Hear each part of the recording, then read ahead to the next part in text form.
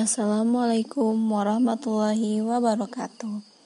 Baiklah, kita lanjutkan materi audit kita yang selanjutnya yaitu tentang audit sektor publik yang akan dijelaskan oleh kelompok 6 yaitu Dena Sawiya dengan NIM 1830403017 dan Febri Sucisriani dengan NIM 1830403032. Yang dosen pengampunnya yaitu Ibu Elsa Fitri Amran, SE MM MSI. Pokok pembahasan yang harus kita jelaskan dalam audit sektor publik yaitu terbagi atas 6. Yang pertama, pengertian audit sektor publik. Yang kedua, audit sektor publik versus audit privat. Yang ketiga, karakteristik audit sektor publik. Yang keempat, tujuan audit sektor publik. Yang kelima, jenis audit sektor publik. Dan yang keenam yaitu standar audit sektor publik. Yuk kita lihat apa aja materi-materinya. Pertama kita harus tahu yaitu pengertian audit sektor publik. Audit sektor publik adalah kegiatan yang ditunjukkan terhadap entitas yang menyediakan pelayanan dan penyediaan barang yang pembiayaannya berasal dari penerimaan pajak dan penerimaan negara lainnya, dengan tujuan untuk membandingkan antara kondisi yang ditemukan dan kriteria yang ditetapkan. Audit sektor publik di Indonesia dikenal sebagai audit keuangan negara, yang diatur dalam Undang-Undang Nomor 15 Tahun 2004 tentang pemeriksaan, pengelolaan, dan tanggung jawab keuangan negara. Penjelasan yang kedua yaitu audit sektor publik versus audit privat. Perbedaan paling mendasar antara audit sektor publik dan swasta adalah pertimbangan kebijakan politik. Hal yang paling penting untuk membedakan antara audit sektor publik dan privat tersebut adalah perbedaan kepentingan antara kebijakan politik dan rasional ekonomi. Kebijakan politik biasanya diprioritaskan dalam sektor publik, setidaknya dalam jangka pendek. Perbedaan lain antara audit sektor publik dan audit sektor privat. Yang pertama yaitu audit sektor swasta lebih ditentukan oleh interaksi antara pemilik perusahaan dan manajemen perusahaan yang banyak ditentukan oleh kontrak yang terjadi di antara kedua belah pihak. Sedangkan pada sektor publik, interaksi antara pemilik, masyarakat yang diwakilkan oleh legislatif, dengan manajemen atau pemerintah diatur secara jelas dengan peraturan perundang-undangan. Perbedaan yang kedua yaitu audit sektor publik sangat dipengaruhi oleh laporan perundang-undangan. Aturan yang ada dalam undang-undang mengatur berbagai hal yang perlu diaudit dan harus dilaporkan dalam laporan audit.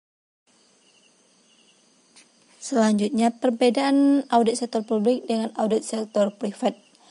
Antara lainnya yaitu dari segi pelaksanaan, audit sektor publik, lembaga audit pemerintahan, dan KAP yang ditunjukkan oleh lembaga audit pemerintah. Sedangkan audit sektor privat, pelaksanaannya yaitu kantor akuntan publik atau KAP. Dari segi objek, audit sektor publik yaitu entitas, program, kegiatan, dan fungsi yang berkaitan dengan pelaksanaan pengelolaan tanggung jawab keuangan negara atau yang sesuai dengan peraturan perundang-undangan. Sedangkan objek audit sektor privat yaitu perusahaan atau entitas swasta. Standar yang menjadi pokok pembahasan dalam audit sektor publik yaitu standar pemeriksaan keuangan negara atau SPKN yang dikeluarkan oleh BPKB. Sedangkan audit sektor privat standarnya yaitu standar profesional akuntan publik atau SPAP dikeluarkan oleh IAI. Yang dari segi kepatuhan terhadap undang-undang, audit sektor publik merupakan faktor dominan karena kegiatan di sektor publik sangat dipengaruhi oleh peraturan dan perundang-undangan.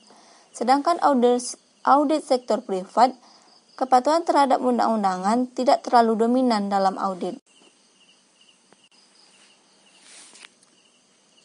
Pembahasan selanjutnya yaitu karakteristik audit sektor publik. Karakteristik audit sektor publik yang berkaitan erat dengan kebijakan dan pertimbangan politik serta ketentuan peraturan perundang-undangan. Auditor serta publik harus memberikan perhatian yang memadai pada hal-hal tersebut. Yang terbagi atas yang pertama yaitu pelaksanaan audit. Pelaksanaan audit yaitu lembaga audit pemerintah dan juga kantor akuntan publik yang ditunjukkan oleh lembaga audit pemerintah. Yang kedua yaitu objek audit. Yang menjadi objek audit yaitu entitas, program, kegiatan, dan fungsi yang berkaitan dengan pelaksanaan, pengelolaan, dan tanggung jawab keuangan negara sesuai dengan peraturan perundang-undangan. Karakteristik yang keempat yaitu standar audit yang digunakan yaitu standar pemeriksaan keuangan negara atau SPKN yang dikeluarkan oleh BPK. Dan yang keempat yaitu kepatuhan terhadap peraturan perundang-undangan. Merupakan faktor dominan karena kegiatan di sektor publik sangat dipengaruhi oleh peraturan dan perundang-undangan. D. Tujuan audit sektor publik. Tujuan umum audit adalah untuk menyatakan pendapat atas kewajaran dalam semua hal yang material, posisi keuangan dan hasil usaha, serta arus kas sesuai dengan prinsip keuangan yang berlaku. Mengetahui informasi laporan keuangan telah sesuai dengan aktivitas di lapangan, serta memberikan nilai tambah terhadap hasil dari laporan keuangan yang telah diaudit kepada pihak pemakai laporan keuangan. Menurut Gusti Agung Rai, tujuan audit sektor publik sebagai berikut. Informasi yang diperoleh dari hasil audit sektor publik dapat digunakan oleh pihak internal atau entitas yang diaudit untuk melaksanakan perbaikan internal.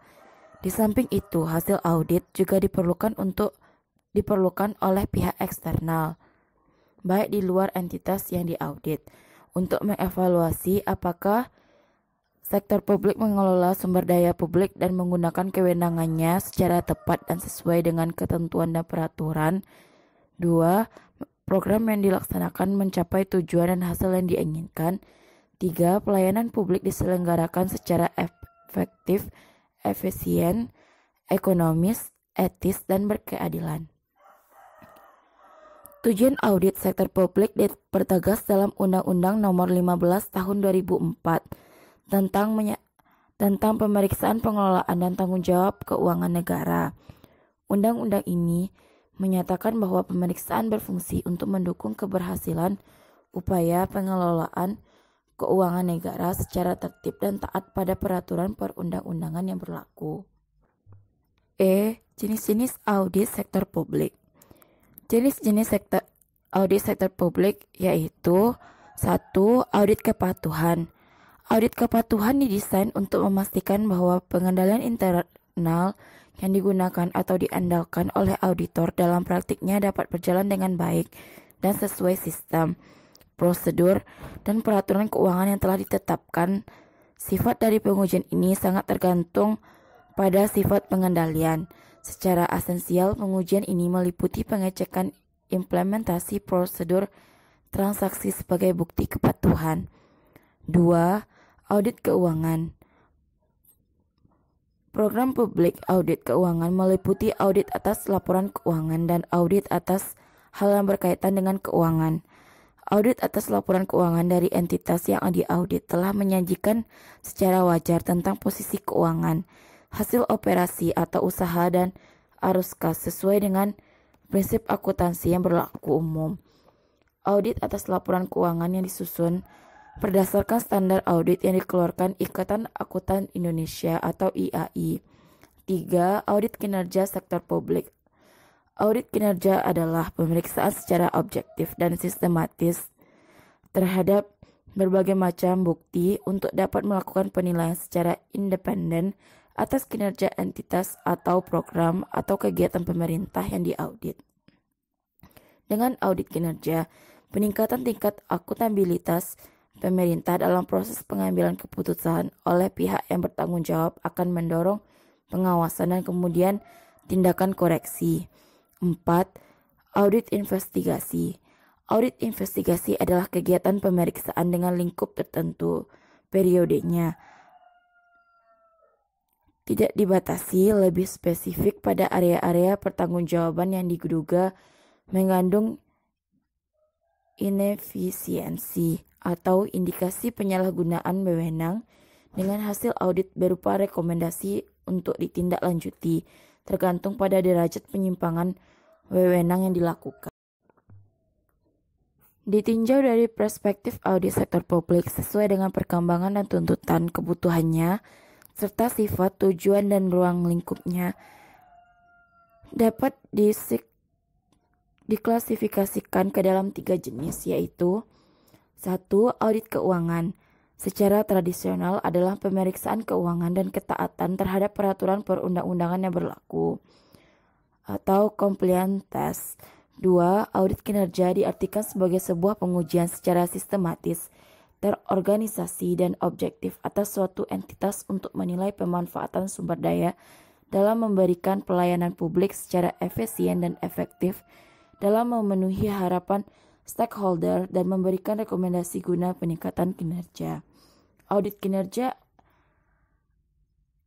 adalah bagian integral dari manajemen terhadap hasil-hasil atau managing for result yang meliputi perencanaan strategik, perencanaan kinerja tahunan, anggaran berbasis kinerja, sistem indikator kinerja, analisis dan pelaporan capaian kinerja, serta audit kinerja. 3. Audit investigasi didefinisikan sebagai audit dengan tujuan khusus, yaitu membuktikan dugaan penyimpangan dalam bentuk kecurangan, ketidakteraturan, pengeluaran ilegal, atau penyalahgunaan kewenangan di bidang pengelolaan keuangan negara yang memenuhi unsur-unsur tindak pidana korupsi atau TPK, dan korupsi, kolusi, dan nepotisme atau KKN yang harus diungkapkan oleh auditor serta ditindaklanjuti oleh instansi yang berwenang. F. Standar audit sektor publik. Ada 4 standar audit sektor publik yang ditetapkan oleh instansi yang berwenang, yaitu sebagai berikut. 1. Standar audit aparat pengawasan fungsional pemerintah atau APVP yang ditetapkan oleh Badan Pengawasan Keuangan dan Pembangunan. 2. Standar audit pemerintahan atau Government Audit Standards yang ditetapkan oleh Badan Pemeriksaan Keuangan atau BPK. 3. Standar audit perbankan yang diterbitkan oleh Bank Indonesia atau BI. 4. Standar audit perpajakan yang ditetapkan oleh Menteri Keuangan RI. Standar audit untuk audit eksternal sektor publik terbagi dalam 7, yaitu 1. Standar umum. A. Pemeriksaan secara kolektif harus memiliki kecakapan profesional yang memadai untuk melaksanakan tugas pemeriksaan. B. Dalam semua hal yang berkaitan dengan pekerjaan pemeriksaan, organisasi pemeriksaan dan pemeriksaan harus bebas dalam sikap mental dan penampilan dari gangguan pribadi eksternal dan organisasi yang dapat mempengaruhi independensinya. C. Dalam pelaksanaan pemeriksaan serta penyusunan laporan hasil pemeriksaan, pemeriksa wajib menggunakan kemahiran profesional secara cermat dan seksama. D. Setiap organisasi pemeriksaan yang melaksanakan pemeriksaan berdasarkan standar pemeriksaan harus memiliki sistem pengendalian mutu yang memadai, dan sistem pengendalian mutu tersebut harus direview oleh pihak lain yang kompeten atau pengendalian mutu ekstern. 2. Standar pelaksanaan pemeriksaan keuangan. A. Pekerjaan harus dilaksanakan dengan sebaik-baiknya dan jika digunakan tenaga asisten harus supervisi dengan semestinya. B. Pemahaman yang memadai pengendalian intern harus diperoleh untuk merencanakan pemeriksaan dan menentukan sifat saat dan lingkup pengujian yang akan dilakukan. C. Bukti audit yang kompeten harus diperoleh melalui inspeksi, pengamatan, pengajuan pertanyaan, dan informasi sebagai dasar memadai untuk menyatakan pendapat atas laporan keuangan yang diaudit. Untuk pemeriksaan keuangan, standar pemeriksaan menetapkan standar pemeriksaan lapangan tambahan berikut ini. A. Pemeriksaan harus mengomunikasikan informasi yang berkaitan dengan sifat, saat, lingkup pengujian, pelaporan yang direncanakan, dan tingkat keyakinan kepada manajemen, entitas yang diperiksa, dan atau pihak yang meminta pemeriksaan. B. Pertimbangan hasil terhadap hasil pemeriksaan sebelumnya. Pemeriksaan harus dipertimbangkan hasil pemeriksaan sebelumnya serta tidak lanjut atas rekomendasi yang signifikan dan berkaitan dengan tujuan pemeriksaan yang sedang berjalan. C. Pemeriksaan harus merencanakan pemeriksaan untuk memberikan keyakinan yang memadai guna mendeteksi salah saji material yang disebabkan oleh ketidakpatuhan terhadap ketentuan peraturan perundang-undangan yang berpengaruh langsung dan material terhadap penyajian laporan keuangan. D. Pemeriksa harus merencanakan dan melaksanakan prosedur pemeriksaan untuk mengembangkan unsur-unsur temuan pemeriksaan. E. Pemeriksa harus mempersiapkan dan memelihara dokumentasi pemeriksaan dalam bentuk kertas kerja pemeriksaan. 3. Standar pelaporan pemeriksaan keuangan menyatakan A. Laporan audit harus menyatakan apakah laporan keuangan disajikan sesuai dengan prinsip akuntansi yang berlaku umum di Indonesia atau prinsip akuntansi lain yang berlaku secara komprehensif. B. Laporan auditor harus menunjukkan jika ada ketidakkonsistenan penerapan prinsip akuntansi dalam penyusunan laporan keuangan periode berjalan dibandingkan dengan penerapan prinsip akuntansi tersebut periode sebelumnya. C. Pengungkapan informasi dalam laporan keuangan harus dipandang memadai, kecuali dinyatakan lain dalam laporan audit. D. Laporan auditor harus memuat suatu pernyataan pendapat mengenai laporan keuangan secara keseluruhan, atau suatu asersi bahwa pernyataan demikian tidak diberikan. Jika pendapat secara keseluruhan tidak dapat diberikan, maka alasannya harus dinyatakan dalam nama auditor dikaitkan dengan laporan keuangan. Laporan auditor harus memuat petunjuk yang jelas mengenai sifat pekerjaan audit yang dilaksanakan jika ada dan tingkat tanggung jawab yang dipikul auditor. Untuk pemeriksaan keuangan, standar pelaporan menetapkan standar tambahan berikut ini. A. Laporan pemeriksaan harus menyatakan bahwa pemeriksaan dilakukan sesuai dengan standar pemeriksaan. B. Laporan hasil pemeriksaan atau laporan keuangan harus mengungkapkan bahwa pemeriksa telah melakukan pengujian atas kepatuhan terhadap ketentuan peraturan perundang-undangan yang berpengaruh keuangan. C. Laporan atas pengendalian intern harus mengungkapkan kelemahan dalam pengendalian intern atas pelaporan keuangan yang dianggap sebagai konsidium dapat dilaporkan. D. Laporan pemeriksaan yang memuat adanya kelemahan dalam pengendalian intern, kecurangan, penyimpanan dari ketentuan peraturan perundang-undangan, dan ketidakpatuhan harus melengkapi tanggapan dari pimpinan atau pejabat yang bertanggung jawab pada entitas yang diperiksa mengenai temuan dan rekomendasi serta tindakan koreksi yang direncanakan. E. Informasi rahasia yang dilarang oleh ketentuan peraturan perundangan untuk diungkapkan dalam laporan hasil pemeriksaan. Namun, laporan hasil pemeriksaan harus mengungkapkan sifat informasi yang tidak dilaporkan tersebut, dan ketentuan peraturan perundang-undangan menyebabkan tidak dilaporkannya informasi tersebut. 4. Standar pelaksanaan pemeriksaan kinerja. A. Pekerjaan harus direncanakan secara memadai. B. Staf harus disupervisi dengan baik. C. Bukti yang cukup, kompeten, dan relevan harus diperoleh untuk menjadi dasar yang memadai bagi temuan dan rekomendasi pemeriksaan. D. Pemeriksaan harus mempersiapkan dan memelihara dokumen pemeriksa dalam bentuk kertas kerja pemeriksa. 5. Standar pelaporan pemeriksaan kinerja menyatakan A. Pemeriksaan harus membuat laporan hasil pemeriksa untuk mengkomunikasikan setiap hasil pemeriksaan. B. Laporan hasil pemeriksaan harus mencakup 1. Pernyataan bahwa pemeriksaan dilakukan sesuai dengan standar pemeriksaan. 2. Tujuan lingkup dan metodologi pemeriksaan. 3. Hasil pemeriksaan berupa temuan pemeriksaan, simpulan, dan rekomendasi. 4. Tanggapan pejabat yang bertanggung jawab atas hasil pemeriksaan. 5. Pelaporan informasi rahasia bila ada. 6. Pernyataan bahwa pemeriksaan dilakukan sesuai dengan standar pemeriksaan. C. Laporan hasil pemeriksaan harus tepat waktu, lengkap, akurat, objektif, meyakinkan, serta jelas dan seringkas mungkin.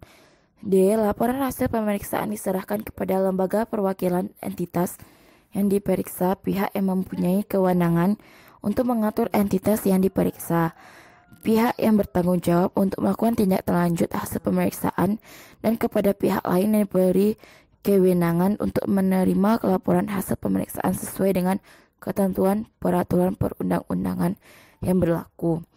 6. Standar pelaksanaan pemeriksaan dengan tujuan tertentu. A.